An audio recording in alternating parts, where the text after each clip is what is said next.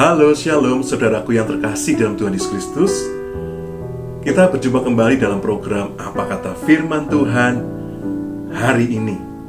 Kebenaran firman Tuhan pada kesempatan kali ini saya ambilkan di dalam kitab Yudas pasal yang pertama, ayatnya yang ketiga dan keempat.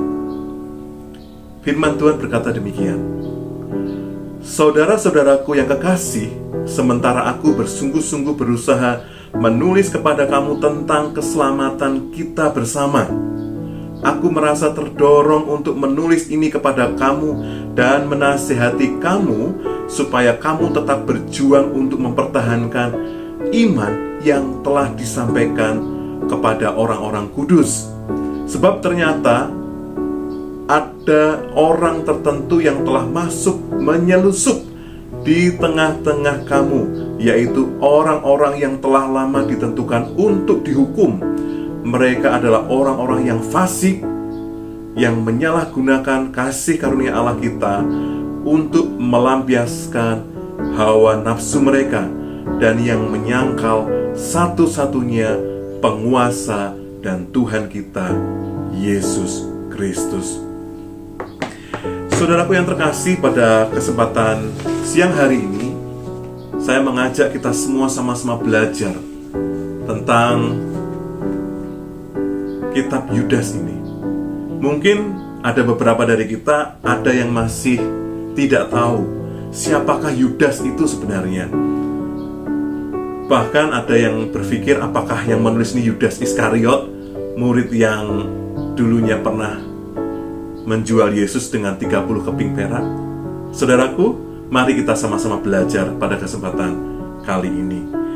Yudas, di surat Yudas ini, dia adalah saudara dari Tuhan Yesus Kristus, ya, saudara secara lahiriah, ya, dari papanya Yusuf, papa manusianya Yusuf, dan mamanya Yesus, yaitu Maria. Kita bisa buka di Matius 13 ayat 55 sampai 56. Perikop itu berbicara tentang Tuhan Yesus ketika Tuhan Yesus melakukan pelayanannya di kota Nazaret, di tempat asal dia tinggal. Namun orang-orang di sana menolak dia karena mereka tahu bahwa Yesus ini adalah saudaranya Yakobus, Yusuf, dan Simon. Dan dia juga punya saudara-saudara perempuan yang lain. Juga tertulis juga di dalam kitab Markus 6 ayat yang ketiga, di mana Yudas ini juga disebutkan bahwa dia adalah anak Maria. Dia adalah saudara Yesus, saudara Yakobus, saudara Yoses, dan Simon. Dan dia punya saudara-saudara perempuan yang lainnya. Yudas dalam bahasa Ibrani artinya Yehuda. Ya, jadi Yudas ini memang secara garis keturunan dia keturunan Yehuda, suku Yehuda, suku Israel, yaitu Yehuda. Kalau menurut bahasa Yunani, nama Yehuda berarti atau memiliki arti Yudas. Jika diartikan dalam bahasa Inggris, Yudas atau Yehuda tadi disebut Jude, ditulisnya Jude, ya. Seperti salah satu lagu yang pernah populer di tahun 80-an, yaitu grup The Beatles, Hey Jude, ya. Jude di sini artinya Yudas. Kita juga bisa baca di Yudas 1 pas ayat yang ke-1. Firman Tuhan berkata demikian, saudara. Dari Yudas, hamba Yesus Kristus, dan saudara Yakobus, kepada mereka yang terpanggil, yang dikasihi dalam Allah Bapa, dan yang dipelihara untuk Yesus Kristus. Saudaraku yang terkasih, di sini secara silsilah manusia memang Yudas adalah saudara dari Yesus Kristus itu sendiri. Ketika Yesus mengosongkan dirinya, mengambil rupa seorang hamba menjadi manusia. Namun di surat Yudas ini, ketika Yudas menulis, dia memposisikan dirinya sebagai hamba Yesus Kristus. Yudas mengakui kemesiasan Yesus. Yudas mengakui ketuhanan Yesus. Dan meskipun secara lahiriah dia sebagai saudara kandung dari Maria, lahir dari rahim yang sama dengan Yesus yaitu Maria, tetapi Yudas ini, saudaraku, dia mengakui dia percaya Yesus sebagai Mesias, Juru Selamat, sebagai Tuhan, dan dia memposisikan dirinya menjadi hamba Yesus Kristus. Jadi sudah tahu ya, saudaraku, surat Yudas ini ditulis oleh Yudas yang secara lahiriah sebagai saudara Tuhan Yesus Kristus, ya. Namun dia sekarang sudah memposisikan dirinya menjadi seorang hamba dari Tuhan Yesus Kristus. Dia percaya bahwa Yesus itu adalah Tuhan, Mesias, Sang Juru Selamat yang hidup. Saudara yang terkasih, di surat Yudas ini kita akan belajar, ya, perikopnya membahas tentang hukuman atas guru-guru palsu. Di ayat 3 tadi, Yudas sudah memperingatkan kepada para pembaca, ya, para orang percaya yang ada di zaman abad pertama, ya, orang yang percaya Yesus sebagai Tuhan dan Juru Selamat. Dia menyampaikan, saudara-saudaraku yang kekasih, sementara aku bersungguh-sungguh berusaha menulis kepada kamu tentang keselamatan kita bersama. Jadi keselamatan para saudara-saudara atau orang percaya, orang Kristen yang percaya Yesus pada saat itu, dan keselamatan dirinya. Ya, dia bicara keselamatan kita bersama. Aku merasa terdorong untuk menulis ini kepada kamu dan menasihati kamu supaya kamu tetap berjuang untuk mempertahankan iman yang telah disampaikan kepada orang-orang kudus. Jadi di masa itu, ya, di abad pertama, di zaman bapak-bapak gereja yang pertama, di abad pertama, sudah mulai muncul guru-guru palsu, saudaraku. Ya, maka Yudas ini terdorong untuk menulis pesan, meskipun hanya satu pasal, tetapi pasal ini ada di kanonisasi Alkitab di Perjanjian Baru. Yang berarti surat Yudas ini sangat penting untuk menegur orang percaya, untuk mengingatkan orang percaya bahwa pada saat itu sudah muncul para guru-guru palsu, ya, seperti surat 2 Petrus, ya. Kalau kita baca 2 Petrus juga kontekstualnya hampir sama, ya, karena penulisannya di zaman yang sama. Mulai muncul orang-orang yang mengajarkan Injil yang lain atau Kristus yang lain, ya. Sebab ternyata ada orang tertentu yang telah masuk menyelusup di tengah-tengah kamu. Jadi guru-guru palsu ini bukan datang secara, ya, vulgar, ya. Dia menyatakan, saya guru palsu. Tidak, saudaraku. Guru-guru palsu ini datangnya menyelusup atau menyelundup, ya. Dia datang dengan tanpa disadari. Dia tahu-tahu ada di tengah-tengah mereka, saudaraku. Yaitu orang-orang yang telah lama ditentukan untuk dihukum. Mereka adalah orang-orang yang fasik, yang menyalahgunakan kasih karunia Allah kita untuk melampiaskan hawa nafsu mereka. Stop dulu di orang-orang yang fasik. Saya sedikit tergelitik dengan kata-kata fasik, saudaraku. Saya membaca kebenaran firman Tuhan, baik di dalam Perjanjian Lama, di Perjanjian Baru. Sebenarnya apa sih arti dari orang fasik? Apakah orang fasik itu identik dengan orang yang jahat, orang yang berbuat hal yang tidak benar, atau orang yang berbuat kriminal? Mari saudaraku, kita sama-sama belajar pada kesempatan kali ini. Kata fasik, saudaraku, menurut Kamus Besar Bahasa Indonesia atau KBBI, berarti tidak peduli terhadap perintah Tuhan, ya. Dalam kurung berarti buruk, kelakuannya jahat, berdosa besar, ya. Berarti orang yang acuh tak acuh, orang yang tidak peduli dengan perintah Tuhan, itu sudah berarti orang yang berbuat jahat, berdosa besar. Berarti dia memang benar-benar orang yang cuek, ya, dengan kebenaran, ya, menurut KBBI. Arti yang kedua menurut KBBI, saudaraku, orang yang percaya kepada Allah tetapi tidak mengamalkan perintahnya. Wow, ini sedikit menggelitik saya. Ternyata orang fasik itu dia percaya kepada Allah. Berarti orang fasik itu juga mengakui Allah dong. Allah itu ada, tetapi dia tidak mengamalkan, tidak melakukan, tidak melaksanakan perintah-perintah Tuhan, bahkan melakukan perbuatan dosa. Jadi sudah orang percaya kepada Allah, tidak mau mengamalkan perintah, larangan, petunjuk untuk hidup benar, bahkan malah hidupnya cenderung melakukan perbuatan dosa. Itu menurut KBBI. Bagaimana menurut kebenaran firman Tuhan yang ada di Alkitab? Mari kita baca di dalam Kisah di kitab Perjanjian Lama. Nah, sebelumnya kata fasik ini merupakan adjektif ya saudaraku, atau bisa disebut sebagai kata sifat. Fasik ini juga bisa kata sifat ada banyak saudaraku. Contohnya ya, oh dia sifatnya baik ya. Dia sifatnya ramah, yaitu sifat. Dia sifatnya dermawan, suka menolong. Dia sifatnya sabar. Dia sifatnya berbuat tulus ya. Jadi sifat itu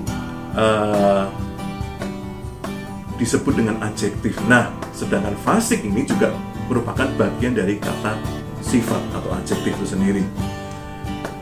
Kata fasik muncul pertama kali di Alkitab di dalam kitab Kejadian 18 ayat 23, di mana di situ terjadi perikop mengenai Abraham ketika dia berdoa kepada Tuhan, di mana Tuhan akan menghukum suatu kota Sodom dan Gomora dengan perbuatannya yang sudah jahat di mata Tuhan. Namun Abraham berdoa melakukan negosiasi sama Tuhan. Dari jika ada 50 orang yang benar, apakah engkau masih mau menghukum? Tuhan bicara, kalau ada 50, saya akan menunda, saya akan membatalkan hukuman atas Sodom dan Gomora. Terus dinego sampai 10 orang, saudaraku. Namun sampai 10 orang pun tidak didapati orang yang benar di kota Sodom dan Gomora. Sampai Abraham berkata, apakah engkau mau menghukum orang benar bersama-sama dengan orang yang fasik? Saudaraku, di dalam Perjanjian Lama, kata fasik ini berasal dari kata rasaim, ya, rasaim, ya, bahasa Ibrani-nya rasaim, berasal secara leksikonnya atau leksikalnya berasal dari kata rasa.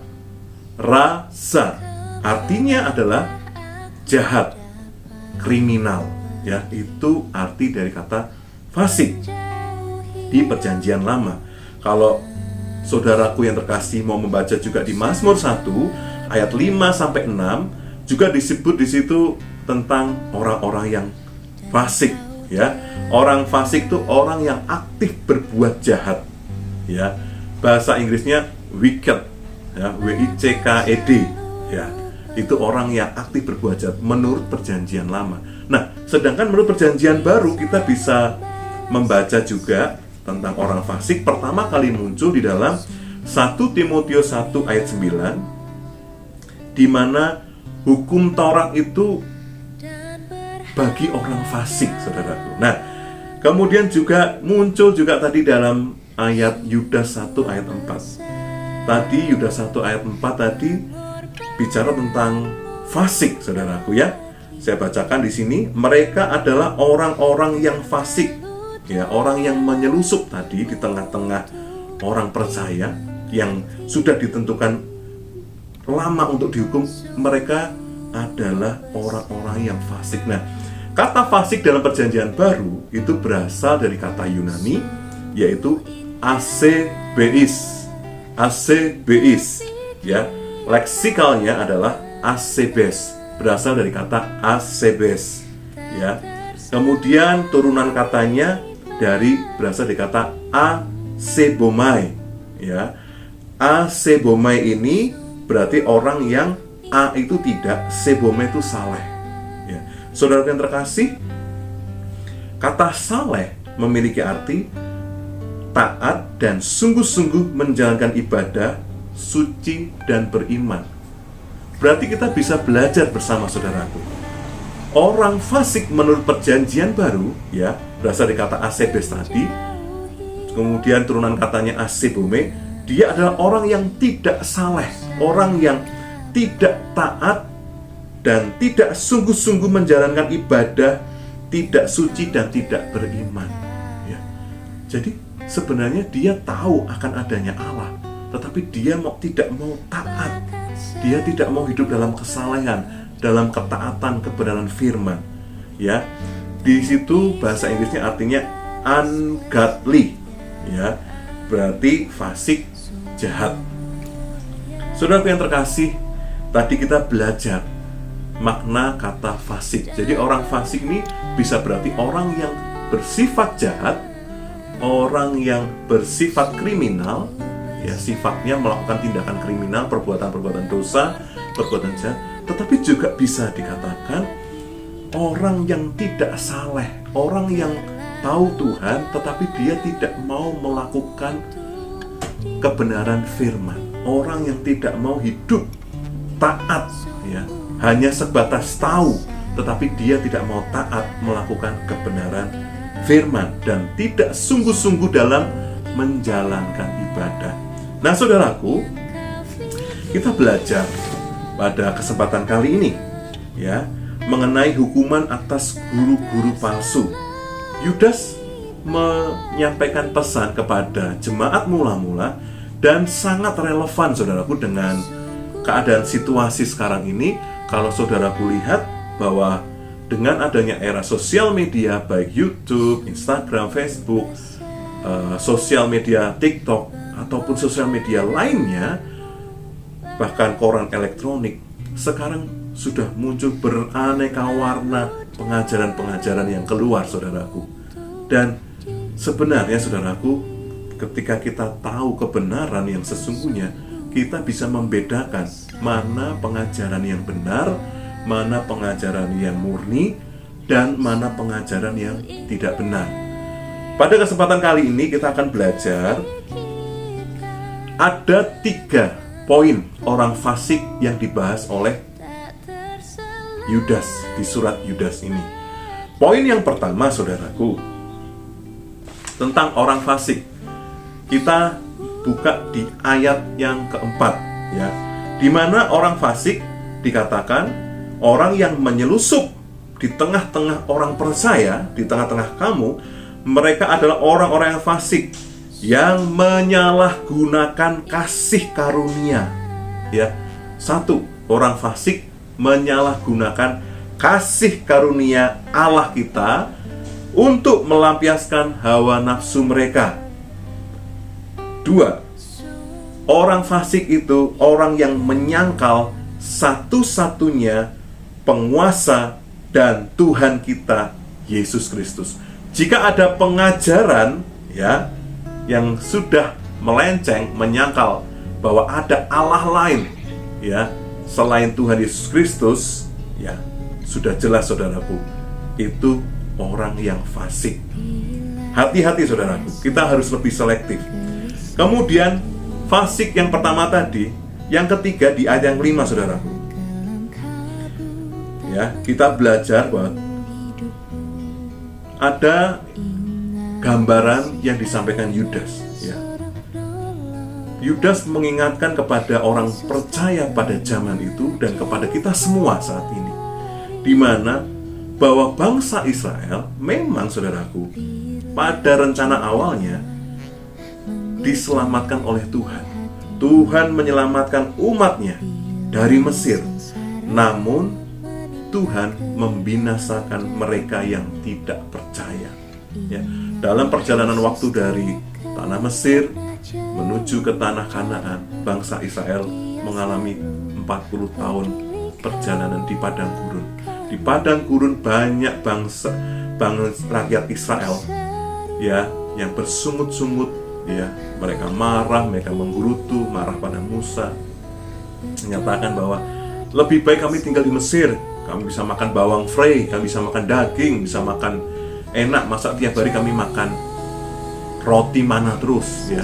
Tuhan marah, ya. Ini bangsa nggak bisa mengucap syukur, ya. Udah ditolong dari perbudakan, diselamatkan, mau dibawa ke tanah Kanaan, tidak bersyukur, malah bersungut-sungut.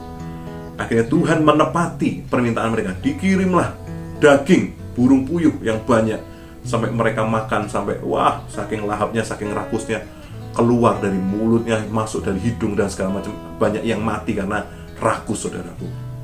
Kemudian masih bersungut-sungut karena tidak ada air, kehausan, marah sama Musa, ya, sampai Tuhan bilang, buat rakyat Israel yang dibawa keluar dari Mesir, jika lebih dari 10 kali bersungut-sungut, Tuhan bicara, mereka tidak akan pernah masuk ke tanah perjanjian. Ya, lebih dari 10 kali bersungut-sungut, saudaraku. Nah, terus bangsa Israel bisa masuk tanah perjanjian siapa, Pak? Mereka adalah bangsa Israel yang dilahirkan di padang gurun. Ya, yang bisa masuk ke tanah Kanaan hanya 2 orang, ya, yang keluar dari Mesir, yaitu Yosua dan Kaleb. Bahkan Musa pun, Harun dan Miriam, mereka tidak sempat masuk ke tanah Kanaan. Ya, yang hanya masuk hanya Yosua dan Kaleb dan orang-orang yang lahir di padang gurun. Selama 40 tahun di padang gurun mereka juga bereproduksi tentunya, ya. Mereka juga punya keturunan, melahirkan anak, ya, keturunan yang baru. Itu, saudaraku. Yudas mengingatkan di ayat yang kelima bahwa meskipun Tuhan tuh menyelamatkan umatnya, tetapi Tuhan membinasakan mereka yang tidak percaya. Itu orang fasik, ya, orang yang tidak percaya dihukum sama Tuhan, dibinasakan. Ayat yang ke-6, bahkan Tuhan menahan malaikat-malaikat yang tidak taat, ya. Jadi Tuhan kita itu Tuhan yang Maha Kudus, Maha Benar, Maha Adil, saudaraku. Kalau engkau dan saya tidak taat, kita juga siap-siap menerima hukuman yang dari Tuhan. Tetapi Tuhan menghukum kita supaya seperti seorang bapa sayang pada anaknya. Tuhan rindu kita ini bertobat, kita ini supaya tidak binasa, kita sadar dan bertobat, kemudian kita diselamatkan jiwa kita. Kemudian, saudaraku, ayat 7, 8, 9, 10, ya, kriteria orang fasik di situ dikatakan. Diceritakan Yudas, digambarkan mengingatkan dosa percabulan di Sodom. Orang-orang yang menyelusup itu melakukan dosa seperti dosa percabulan di Sodom dan Gomora. Kemudian orang-orang fasik mengejar kepuasan yang tidak wajar.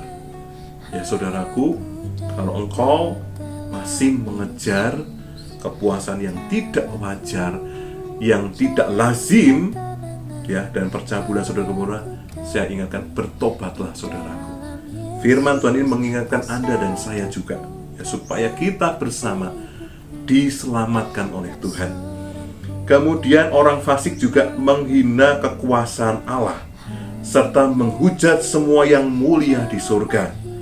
Kemudian orang-orang fasik mempunyai naluri yang tidak berakal, saudaraku. Tidak punya naluri yang berakal, ya. Jadi tidak menggunakan rasio lagi, yang digunakan adalah nafsunya, keinginan dagingnya, saudaraku. Kemudian, saudaraku, orang fasik di kitab Yudas, kriteria yang kedua, itu berada di, kita loncat di ayat 12, di mana di sana orang fasik digambarkan seperti noda dalam perjamuan kasih. Ada orang yang tidak malu-malu melahap dan mementingkan diri sendiri, ya. Ketika perjamuan kasih itu kan dibagi, ya. Ada orang yang rebutan, tidak malu-malu rebutan, wah pokoknya saya duluan, harus saya. Tidak malu-malu melahap dan rebutan, ya. Mementingkan egonya, tidak mementingkan yang lain. Pada perjamuan kasih itu ditujukan untuk bareng-bareng. Kemudian acuh seperti awan yang tidak berair, berlalu ditiup angin, gambarannya orang fasik. Seperti pohon di musim gugur, tidak menghasilkan buah, gambaran orang fasik. Seperti pohon-pohon yang terbantun dengan akar-akarnya dan yang mati sama sekali. Terbantun, setelah saya baca, itu tercabut, saudaraku, akar-akarnya. Padahal pohon itu mendapatkan nutrisi dari akarnya, tumbuh ke bawah, mendapatkan sumber air, mineral, dihisap akarnya, kemudian melalui proses fotosintesis, ya, CO2 diubah menjadi O2, dan di situ pohon bisa bertumbuh menjadi semakin tinggi, semakin besar. Kalau terbantun, tercabut akar-akarnya, berarti pohon itu mati karena nggak dapat makanan. Kemudian gambaran orang fasik di poin kedua di ayat 13, seperti ombak ganas menghasilkan buih keaiban mereka sendiri. Ombak itu menggulung-gulung itu seperti ada buih-buihnya, itu keaiban mereka sendiri orang fasik. Seperti bintang-bintang tersedia, tapi di dunia yang kekelaman, yang gelap saudaraku di bawah. Nah itu kriteria yang kedua tentang orang fasik. Kriteria ketiga tentang orang fasik saudaraku, kita belajar saudaraku di ayat yang ke-16 saudaraku. Di ayat 16 di situ ada 4 kriteria orang fasik. Yang pertama, orang yang menggerutu dan mengeluh akan nasibnya. Saudaraku, ayo mulai refleksi yuk sama-sama. Apakah kita sering menggerutu, kok saya seperti ini terus, saya sial terus, kok saya ikut Tuhan kok banyak masalah terus, kok saya merugi terus, ditipu orang terus, kok saya juga rasanya hari-hari ini kok seret ya. Apakah Anda terus menggerutu dan mengeluh akan nasibmu? Kalau engkau melakukan itu, yuk bertobat saudaraku. Karena itu ada kriteria orang fasik yang ketiga saudaraku. Kriteria orang fasik yang ketiga berikutnya, orang yang hidup menuruti hawa nafsu. Bukan hidup menuruti kebutuhan ya untuk hidup, tapi terus hawa nafsu itu bukan nafsu seksual aja ya, tetapi keinginan-keinginan daging ya. Misalnya nih, orang yang pengen memuaskan maunya terus, sudah punya handphone satu, beli handphone satu lagi, ada keluaran baru beli lagi, ada yang baru beli lagi, terus dipuaskan hawa nafsu. Orang yang sudah suka belanja barang-barang bermerek ya, sudah punya tas satu cukup, beli satu lagi, dua, beli lagi, padahal banyak yang tidak terpakai hanya untuk memuaskan hawa nafsu. Nah ini yang menakutkan adalah orang yang sudah menikah, punya pasangan hidup, suami satu atau istri satu, merasa nggak puas, cari lagi yang di luar, nikah lagi ya. Banyak kejadian-kejadian yang menyebabkan kejatuhan. Nah itu hawa nafsu manusia. Itu kriteria orang fasik saudaraku. Orang fasik ketiga yang berikutnya, orang yang mulut mereka mengeluarkan perkataan-perkataan yang bukan-bukan, perkataan yang aneh-aneh kayak orang mabuk gitu saudara ya, perkataannya ngaco yang rembut-rembutnya ya, banyak yang gosip lah, banyak hoax disebarkan ya, bukan hanya mulut ya, sekarang tangan ya, yang enggak disebarkan kemana-mana, tidak berdasarkan fakta yang valid diuji kebenarannya, tapi perkataan yang tidak benar dikatakan, yang bukan-bukan. Orang yang fasik yang kriteria ketiga juga menjilat orang untuk mendapat keuntungan ya. Jadi dia mendekati orang, dia kemudian menjilat orang tersebut supaya ada benefit balik untuk dirinya. Itu adalah kriteria orang fasik di ayat yang ke-16 saudaraku. Saudaraku, ada 3 kriteria orang fasik tadi ya saudaraku ya. Yang kriteria orang fasik, orang pertama dari ayat ke-4 sampai dengan ayat ke-10. Kriteria orang fasik yang kedua di ayat 12 dan 13. Kriteria orang fasik yang ketiga di ayat 16 dari kitab Yudas ya. Nanti saudaraku saya harapkan saudaraku yang melihat tayangan ini bisa membaca dari awal ya tentang kitab Yudas ini, dari Yudas yang pertama sampai dengan Yudas ke pas ayat pertama sampai dengan ayat 16 saudaraku. Nah, terus untuk orang fasik tersebut, Yudas juga mengingatkan bahwa orang-orang tersebut sudah dari awalnya sudah ditentukan untuk dihukum ya. Kita baca tadi di ayat yang keempat, Yudas 1 ayat 4 dikatakan bahwa, kita baca ulang ya saudaraku ya, supaya kita merimen lagi. Sebab ternyata ada orang-orang tertentu yang telah masuk menyelusup di tengah-tengah kamu, yaitu orang-orang yang telah lama ditentukan untuk dihukum. Orang-orang fasik tadi sudah ditentukan telah lama untuk dihukum saudaraku. Kemudian kita baca juga ya hukuman atas guru-guru palsu ini saudaraku di ayat yang ke-11 ya. Orang yang fasik tadi dia akan mendapatkan celaka saudaraku yang dari Tuhan ya. Di situ ada contoh seperti orang yang menempuh jalan seperti Kain, ya. Kita ingat kisah tentang Kain dan Habil, ya. Ketika Kain membunuh Habil adiknya, iri akan persembahan adiknya diterima oleh Allah, sedangkan persembahannya tidak. Dia membunuh adiknya, akhirnya Kain, ya, dihukum oleh Tuhan.